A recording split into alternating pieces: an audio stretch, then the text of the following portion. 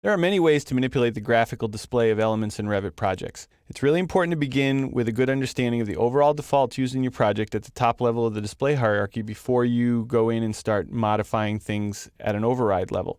So, for example, the previous movie called Object Styles, you want to start there and make sure that you have an understanding of what's controlling the overall graphics first, and then, if need be, you can come in and start manipulating graphics at a particular view-by-view level. So in this lesson, we have a file here called Visibility Graphics, and we're going to look at a few examples where you might want to make some changes to some of your views that are a little bit different than the way they're displaying in other views.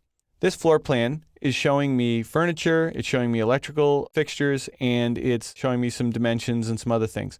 You may want to have a separate electrical power plan and a separate furniture plan. So to do that, what you need to do is learn how to duplicate existing views and then how to change the graphical settings of those views so that they look different from one another. I'm in level 1 floor plan, and if I select the floor plan, I can right-click on it, and there's a duplicate view, and there's actually 3 different options. We're going to focus on the first 2 in this movie. If you just simply do duplicate, you're going to get a copy of level 1 that only shows model geometry and none of the annotations. So there's no dimensions here, there's no room tags, and in some cases that may be exactly what you want.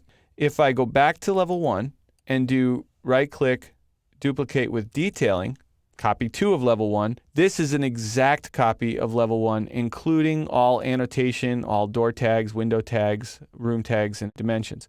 So that's the first step, is deciding whether or not you want to start with the annotation from the previous view or whether or not you want to remove that.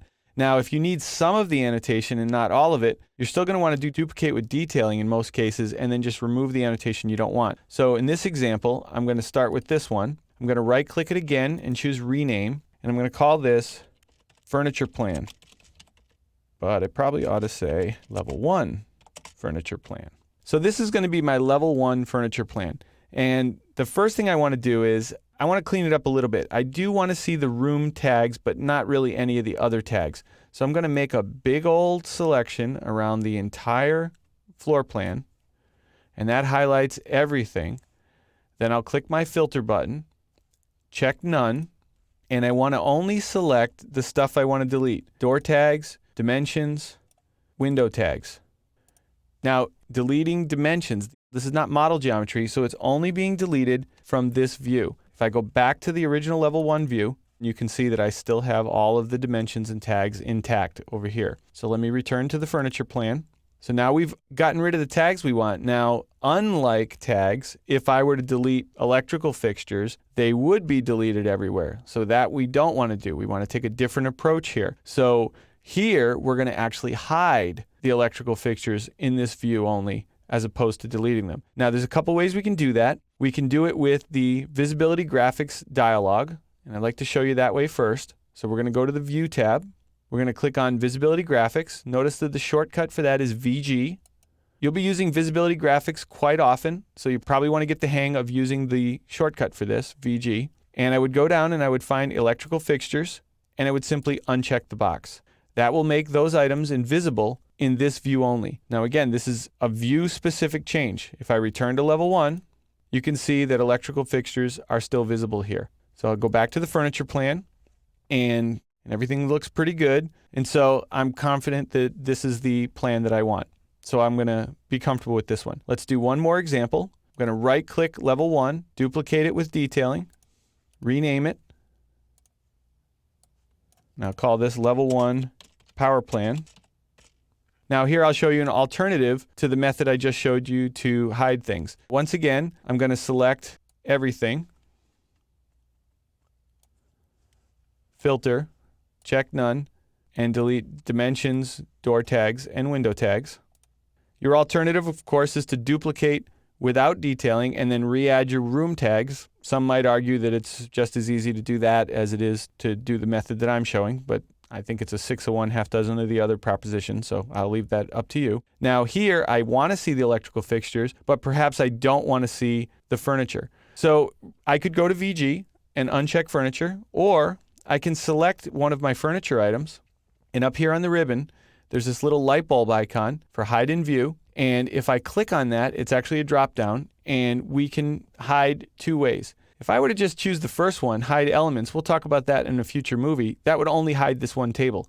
But if I use this one, hide category, and you can see the shortcut for that is VH, that will hide everything that shares the category of the item I have selected, which is furniture in this case. So that will hide all the furniture. And that would be exactly the same as if I type VG and uncheck the furniture box. You notice how it's just done it for me. So that can be sometimes a little bit quicker if you know that you just want to hide items like the one that you have selected. So you end up in the same place. You have both of those methods. Now I'm going to undo. Perhaps instead of hiding the furniture, what you'd actually like to do is just make the furniture a little bit less obvious. Let's halftone it, for example. I can do the same thing. I can go to VG and make the modification, or right below the little light bulb, there's a little paintbrush icon. I'm going to choose that, and we have override by category. Now, when I select that, that will take me to VG automatically and highlight the furniture item for me. So it's a little quicker than my typing VG and then going to find that category, particularly if you're not sure which category something is. Now, it's pretty obvious that this was furniture, but who knows? Maybe in some cases you might want to just be sure. All I have to do is check the halftone box right here, and when I click OK, you'll see that instead of disappearing, all the furniture drops back to 50% gray, and so it's a little bit less obvious, but it might be helpful to have the furniture nearby so that the guys laying out the electrical outlets kind of know where to put the power and so on. So those are a few different methods you have to modify the graphics of your various views at a view-by-view level. And again, I really want to remind you, if I go back to level 1, that all the changes we made only affected that view. So unlike Object Styles, which was a global change, these changes are view by view by view. Very powerful indeed.